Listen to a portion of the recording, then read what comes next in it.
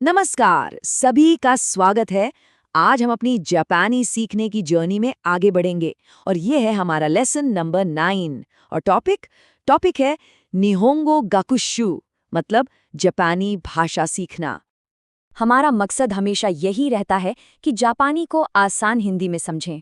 तो चलिए शुरू करते हैं आज का लेसन और देखते हैं कि कोई अपने लर्निंग जर्नी के बारे में कैसे बात कर सकता है। ओके, तो सीधे टॉपिक पर आते हैं। सबसे पहले हम बात करेंगे कि कोई अपने पढ़ने के तरीके को, अपने मेथड को कैसे डिस्क्राइब कर सकता है।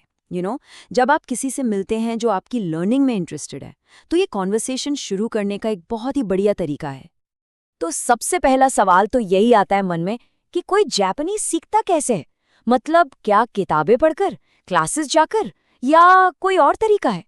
इस सवाल का जवाब देने के लिए हमें अपना पहला ग्रामर पॉइंट समझना होगा, और वो है पार्टिकल डे, यानी डे। अच्छा, ज्यादातर लोगों को लगता है कि डे का इस्तेमाल सिर्फ जगह के लिए होता है, जैसे स्कूल में। लेकिन यहाँ एक ट्विस्ट है। डे का इस्तेमाल किसी काम को करने का जरिया या मेथड बताने के लिए भी होता है। ये छोटा सा पार्टिकल है, पर सच में बहुत पावरफुल टूल है। चलिए एक एग्जाम्पल देखते हैं इसका। अनिमे दे निहोंगो बेंक्यो शिमाशिता। यहाँ अनिमे का मतलब है एनिमे के जरिए या एनिमे से। साफ पता चल रहा है कि जापानी सीखने का तरीका क्या था। एनिमे देखना, सिंपल है ना? और ये काफी वर्सेटाइल भी है। जैसे कोई कह सकता है निहोंगो गा कोदे बेंक्यो शिमाशिता, यानी मैंने एक जापानीज लैंग्वेज स्कूल में पढ़ाई की। या फिर वाताशी वा नेत्तो दे बेंक्यो शिमाशिता, मतलब मैंने इंटरनेट पर पढ़ाई की। देखा, एक ही पार्टिकल और कितने अलग अलग मेथड्स बताए जा सकते हैं। ठीक है, तो अब हमें ये तो पता चल गया कि कैसे सीखते हैं, ये कैसे बताना है।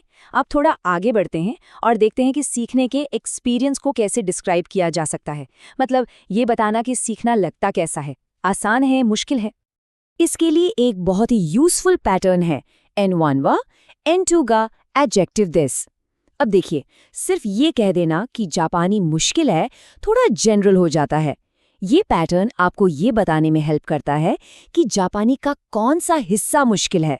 इससे बात एकदम स्पेसिफिक और क्लियर हो जाती है। इसका एक बढ़िया एग्जाम्पल देखिए। निहोंगो वा मोजी गा मुजुकाशी देस। यहाँ N1 है निहोंगो यानी जापानीज और N2 है मोजी यानी कैरेक्टर्स। तो सेंटेंस का मतलब हुआ जापानीज भाषा में कैरेक्टर्स मुश्किल हैं। एकदम पॉइंट टू पॉइंट बात है ना? और ये सिर्फ जापानीज के लिए नहीं है, आप इसको किसी भी लैंग्वेज के लिए यूज कर सकते हैं।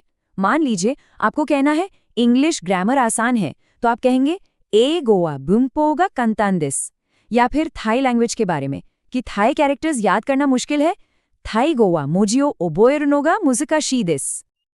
अच्छा, कभी कभी हमें थोड़ा डिटेल में जाना होता है, चीजों को आमने सामने रखकर कंपेयर करना होता है। उसके लिए एक परफेक्ट पैटर्न है N1 वा डेमो N2 वा। डेमो का मतलब होता है लेकिन या बट, तो ये कॉन्ट्रास्ट दिखाने के काम आता है। जैसे यहाँ देखिए, एक तरफ है निहोंगो वा योमुनो वा स्कोशी मुजुकाशी देस, मतलब जापानी पढ़ना थोड़ा सा मुश्किल है। और फिर दूसरी तरफ डेमो काइवा वा तोकुई देस, लेकिन कॉन्वर्सेशन में मैं अच्छा हूँ।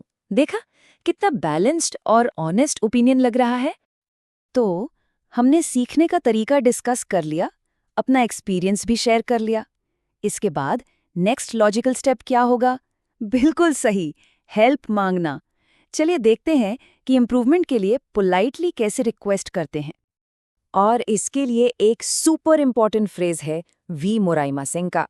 ये किसी से अपने लिए कुछ करने को कहने का एक बहुत बहुत ही पोलाइट तरीका है।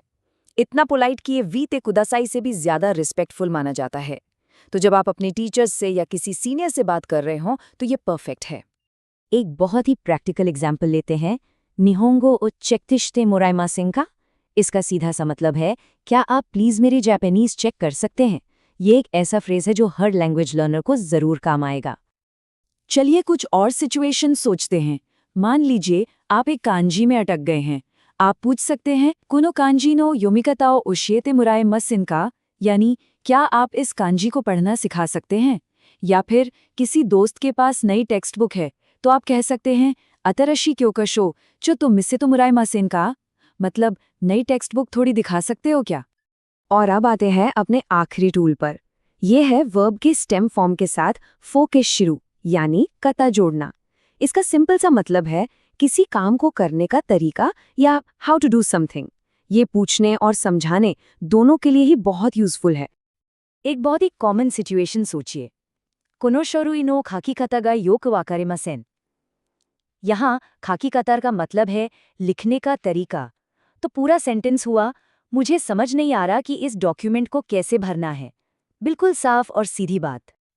चलिए, तो जो भी हमने आज सीखा है उसको फटाफट समराइज करते हैं। और हाँ, इन्हें सिर्फ ग्रामर रूल्स की तरह मत सोचिए, इन्हें एक कम्युनिकेशन टूल किट की तरह देखिए।